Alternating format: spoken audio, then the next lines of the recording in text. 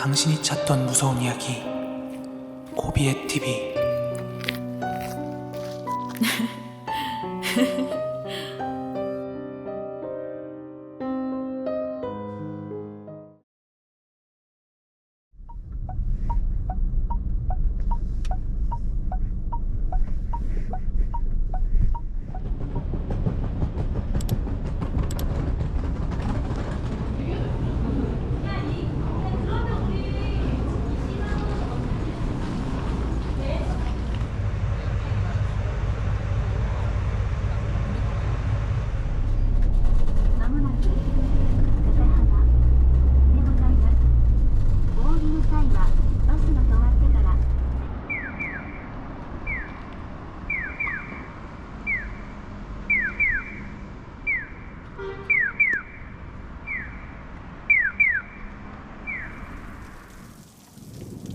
오늘 들려드릴 무서운 이야기는요, 여러분들 이 이야기 끝까지 듣고 나서 마지막에 뒷이야기를 좀 듣고 가셨으면 좋겠습니다. 좀 설명드릴 것이 있어요.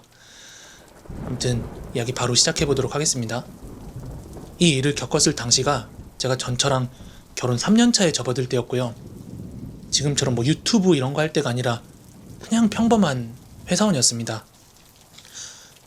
이 당시 제 전처의 성격은 되게 순종적이었어요. 말도 잘 듣고 또 요리 솜씨도 엄청 뛰어났어요. 제가 밖에서 직장 생활하니까 아침, 점심, 저녁 빠짐없이 다 챙깁니다. 아침에는 아침 먹여서 직장 보내고 점심 때는 도시락 싸주고 저녁에 퇴근하고 돌아오면 저녁밥까지 챙겨주는 되게 현모양처 스타일의 그런 와이프였어요. 회사에서도 맨날 도시락 싸주는 거 사람들이 보고 하니까 야, 너는 진짜 와이프 잘 만났다 막 이러면서 다들 부러워할 정도였거든요. 하지만 남녀 둘 사이의 문제는 서로만 안다고, 또 그런 말 있잖아요. 열 길 물속은 알아도 한 길 사람 속 모른다고.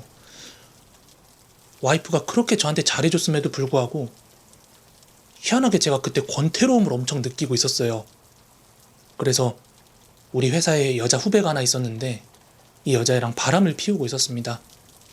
하지만 당연히 저는 우리 와이프가 되게 둔하고 또 순종적인 성격이었기 때문에 제가 뭐라고 말하면 그대로 믿는다고 생각을 했거든요. 당연히 제가 바람을 피우고 있다는 사실을 와이프가 모를 줄 알았어요. 아무튼 그러던 어느 날이었는데, 평소에 항상 와이프가 오전에 도시락을 챙겨가지고 저 출근시키거든요. 회사에서 도시락 먹으니까.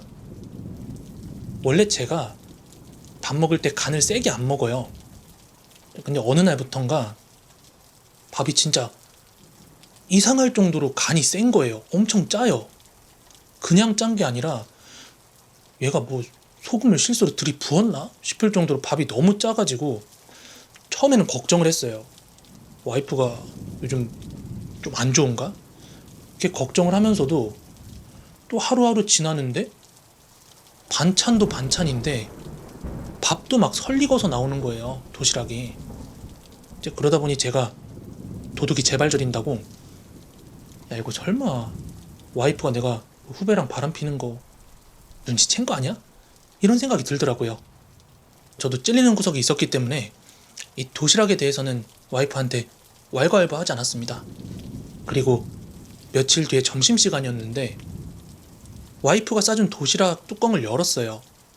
열었더니 밥 위에 조그만한 그 실가닥 같은 게 보이는 거야. 뭐야? 하고 보니까 이게 머리카락이더라고요.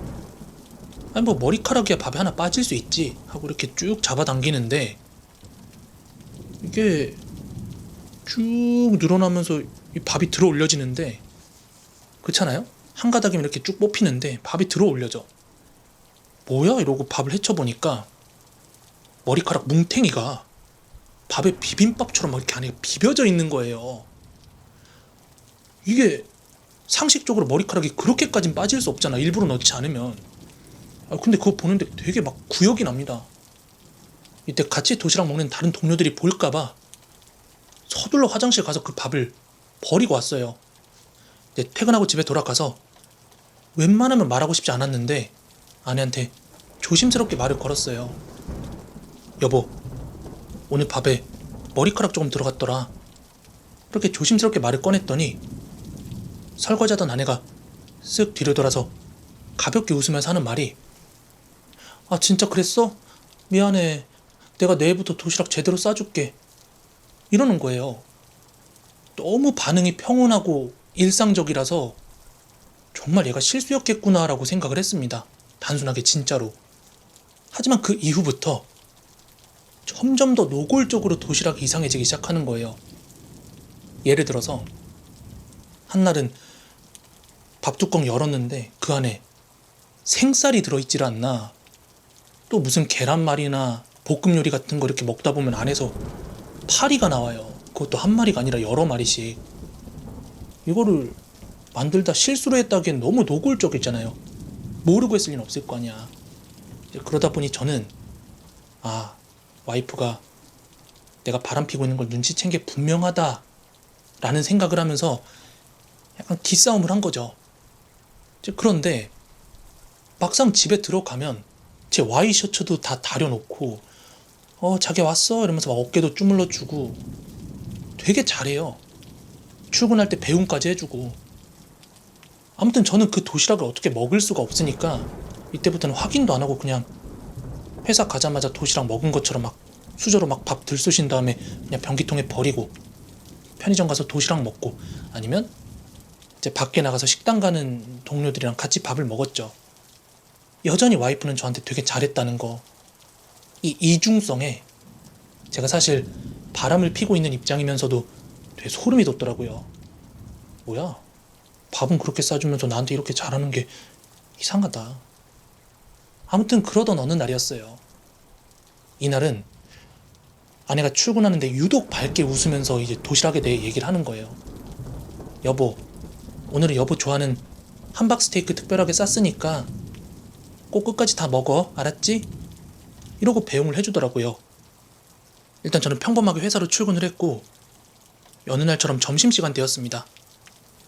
점심시간 되기 전에 저는 이 도시락을 가지고 화장실로 갔어요. 여느 때처럼 버리려고. 그런데 오전에 와이프가 했던 말이 생각이 나서 그래, 한번 확인이나 해보자 하고 도시락 뚜껑을 열었습니다.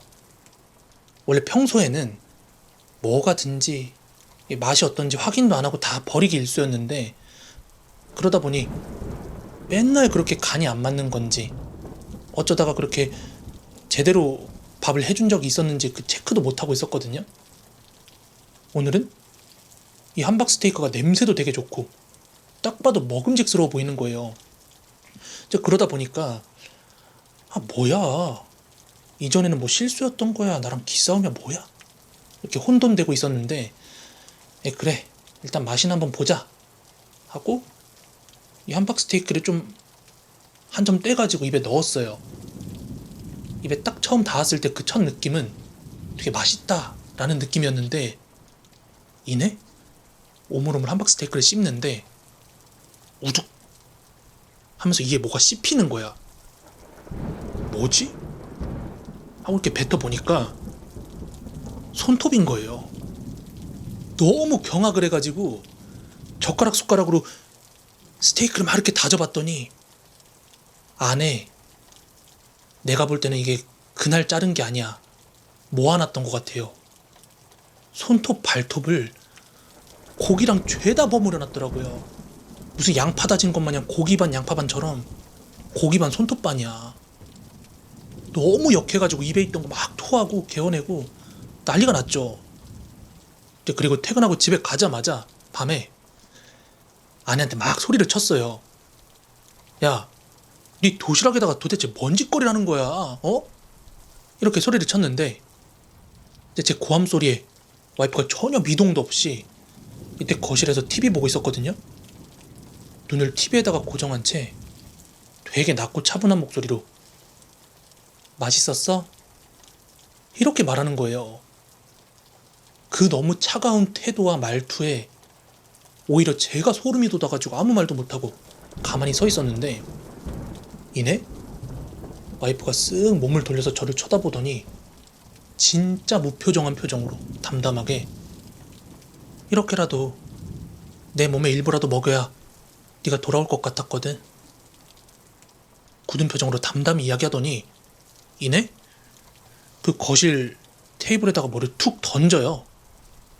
보니까 그 제 불륜 상대랑 제가 모텔 갔던 거, 막 차에서 뽀뽀하고 있는 사진, 이런 모든 것들을 막 영수증 같은 거랑 수집을 해가지고 툭 던져놓은 거예요. 와이프는 처음부터 이 저의 모든 불륜 사실을 알고 있었고, 제가 밖으로 나돌기 시작하던 그 시점부터 이 손톱 발톱을 계속 모으고 있기 시작했던 거예요. 그리고 그런 식으로 도시락을 싸줬던 거고. 이날 저는 곧바로 이 집을 빠져나와서 자취방을 따로 잡았고 이혼 소송을 진행을 했습니다. 그럼에도 와이프는 저한테 이혼을 안 해주겠다고 버팅겼고, 제 자취방으로 생고기며 무슨 부적이며 또 이상한 그런 음식들을 계속 보내기 시작했어요. 벗어날 수가 없겠더라고요. 그래서 결국 회사도 그만두고 사람들 발길 잘 닿지 않는 외곽 지역으로 이사한 뒤에야 와이프로부터 멀어질 수가 있었습니다. 아직도 저는 어디 식당이나 편의점 도시락 같은 거 볼 때 함박 스테이크 같은 거 있으면 보자마자 막 구역이 끓어오르고 그래요. 아무튼 이런 저의 불륜, 와이프의 도시락에 관한 이야기는 여기까지였습니다. 안녕하세요. 코비에TV입니다. 현재 제가 나와 있는 곳은 일본 대마도입니다. 대마도가 지역이 크게 위아래로 두 개로 나뉘어 있어요. 위에 쪽이 히타카치고 아래쪽이 이즈하라라고 하는 지역인데, 현재 저는 이즈하라 요 지역에 나와 있고, 토요코인이라고 하는 호텔 객실 안입니다. 원래 제 계획은 일본에서 한번 일본 배경으로 일본 괴담을 들려드려보자 라는 계획으로 여기 오려고 했던 거거든요. 그래가지고 이런 호텔 객실이 아니라 다담이 있는 방 있죠. 일본 현지식 방, 요런 데를 좀 들어가고 싶었어요.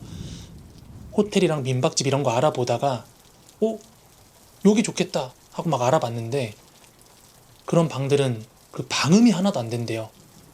옆방에서 누가 얘기를 하면 그냥 일상적인 대화가 다 방에 들리는데, 내가 만약에 지금 카메라 앞에서 이런 식으로 무서운 이야기를 하고 있으면 옆방에서는 내 정체를 다 알게 되는 거야. 안녕하세요, 코비에TV입니다. 이래도 늦은 밤 시간엔 다 들리는 거야. 이 대마도라는 곳이 사실상 일본의 시골 중에서도 시골 같은 지역이기 때문에 마땅히 호텔이 많은 것도 아니고, 이 호텔이 사람들이 가장 많이 오고 저렴해서 일단 여기로 오게 되었습니다. 이번에 들려드릴 무서운 이야기는